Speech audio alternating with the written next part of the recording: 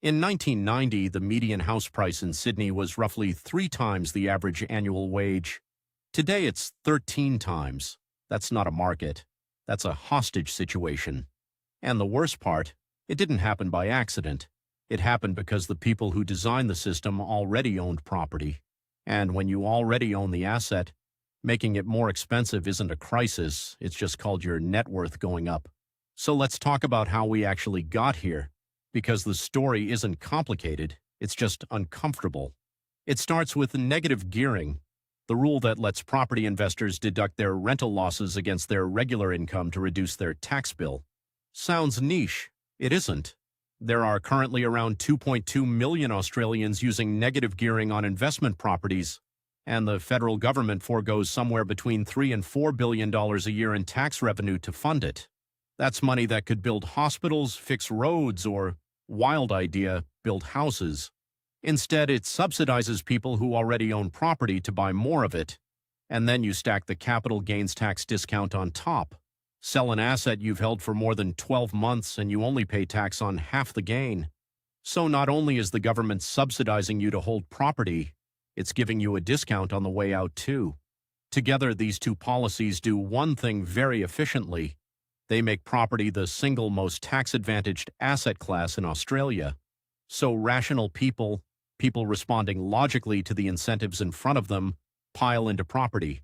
Demand goes up, prices go up, and anyone who doesn't already own something gets priced further out with every passing year. This is not a conspiracy. It's just policy doing exactly what policy does. Now here's the part that really stings. Every time house prices rise, the government announces a solution, and the solution is always some version of a first home buyer grant, a cash handout, a deposit scheme, a shared equity program, something that sounds like help. It isn't help, it's fuel.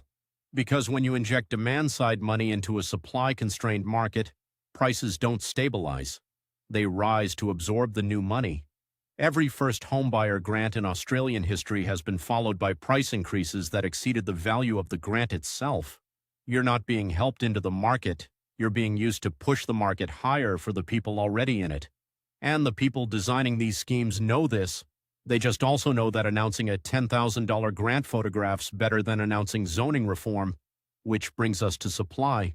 Because the other half of this story is that Australia simply isn't building enough homes. And it's not for lack of land. Australia is one of the least densely populated countries on the planet. It's because of zoning laws, council approvals, construction costs, and a deeply embedded cultural resistance to density in established suburbs. The people who own detached houses in middle-ring suburbs vote. They vote in large numbers. And they vote against anything that might bring an apartment block to their street, increase traffic, or, heaven forbid, bring down their property values. Local councils know this. State governments know this.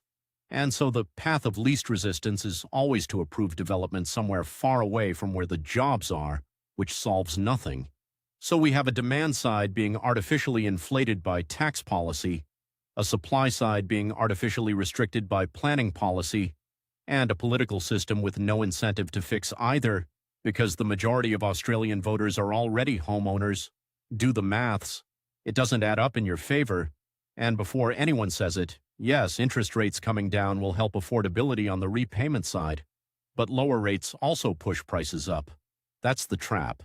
Every lever that makes buying easier also makes the asset more expensive. There is no clean solution inside the current framework. The only things that would genuinely move the needle are abolishing or means-testing negative gearing, reducing the capital gains tax discount, and forcing genuine density in well-located suburbs. All three are politically radioactive. All three have been taken to elections and lost. All three will probably stay exactly where they are for another decade. So where does that leave you? Honestly, it leaves you with a choice the previous generation never had to make. Whether to spend a decade saving a deposit that keeps shrinking relative to prices. Whether to move somewhere more affordable and further from opportunity. Whether to put that capital into something other than property entirely. None of those options are what Australians were promised, but they're the options the system has produced. The house isn't out of reach because you're not trying hard enough. It's out of reach because the system wasn't designed with you.